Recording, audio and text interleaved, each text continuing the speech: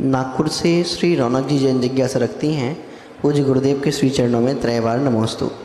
हे गुरुवर, क्या धर्म ध्यान सिर्फ आंखें बंद करके एकांत में बैठकर किया जा सकता है, या हम दिन भर अपने कर्तव्यों का पालन करते हुए भी धर्म ध्यान कर सकते हैं?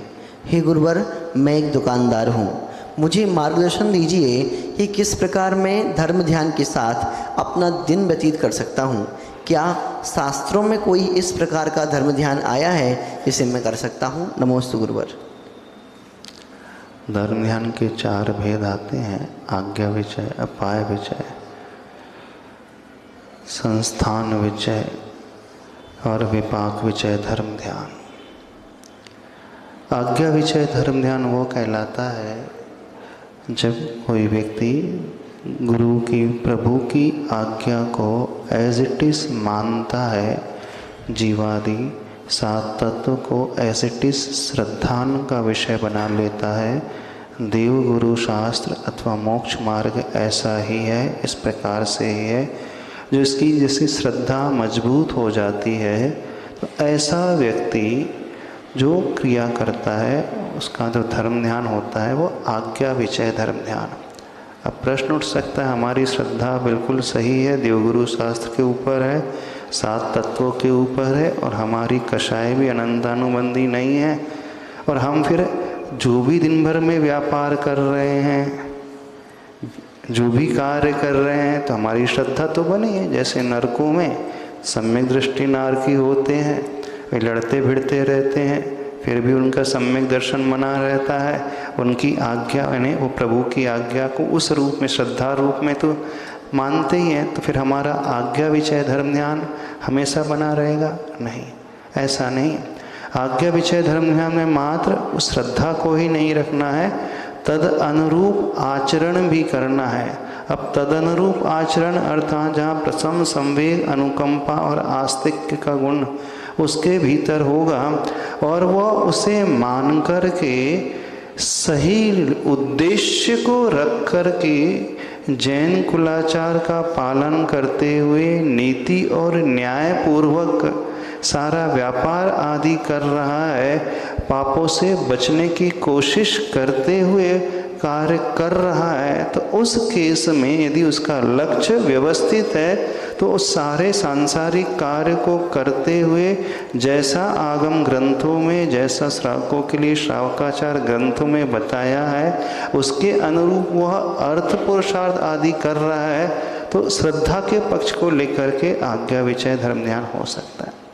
दूसरा एक भेद आता है विपाक विचय धर्म ध्यान। विपाक विचय धर्म ध्यान का अर्थ है कि जो भी हमारे साथ हो रहा है कर्म के उदय में, चाहे जितना भी प्रतिकूल हो रहा है, हम किसी को दोष न देते हुए समता भाव से उस कर्म के उदय के फल को स्वीकार कर लेते हैं, बिना कोई विकल्प किए, राग द्वेष आदि का ज़्यादा भाव न लाते हुए भूमिका के अनुसार उसे सहन कर रहे हैं, तो वह विपाक विचय धर्म ध्यान भी हो सकता है।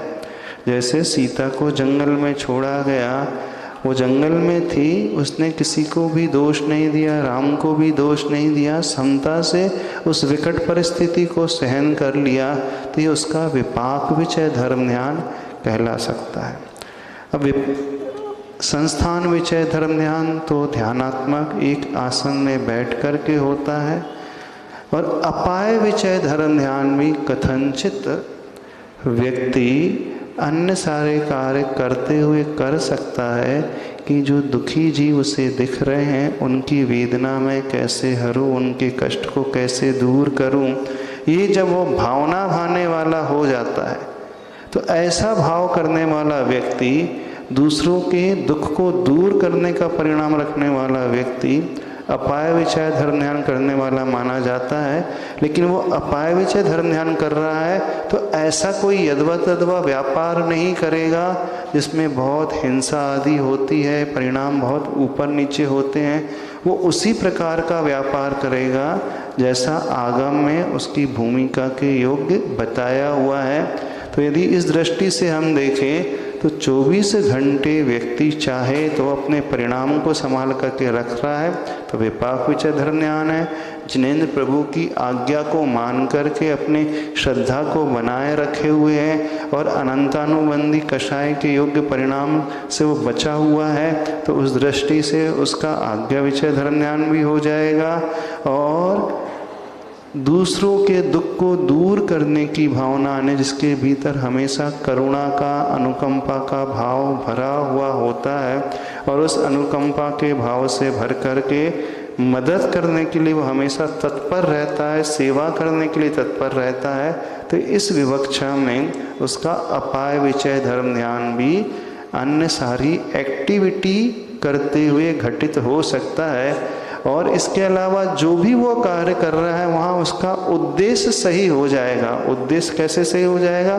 भले ही मैं अर्थ पुरुषार्थ कर रहा हूँ, भले ही मैं अन्य सारे कार्य आदि में उलझा हुआ हूँ, भले ही मैं उससे आरंभी और दूसरी हिंसा हो रही है, लेकिन मेरा उद्देश्य जो है मुझे अच्छे से षडावश्यक का पालन करना है, प्रभु का अभिषेक पूजन आदि करना है, आहार दान आदि देना है, इसलिए मैं अर्न कर रहा हूँ नीति न्याय से। तो इस केस में प्रतिदिन की क्रिया करते हुए भी बिना आसन लगाए वो धर्म ध्यान कर सकता है। आचार्य भगवान ऐसे कहते थे, सक्रिय सम्यक दर्शन को जो पालन करने वाला मनुष्य होता है, यानी जिसके भीतर वात्सल्य का गुण, करुणा का भाव, दुख दूर, दूसरों के दुख दूर करने का भाव, प्रभावना का भाव और उपगुहन स्थिति करने का भाव हमेशा बना रहता है।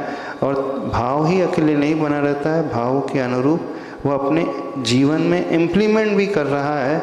तो सारी एक्टिविटी करते हुए भी वह इन 3 प्रकार के धर्म ध्यान को आत्मघात कर रहा हो, अपने परिणामों को बहुत ज़्यादा संक्लेशित बना करके रख रहा हो, तो कर्म के उदय से नहीं होता है, पुरुषार्थ की कमी से होता है। पहले तो इसे समझ लें।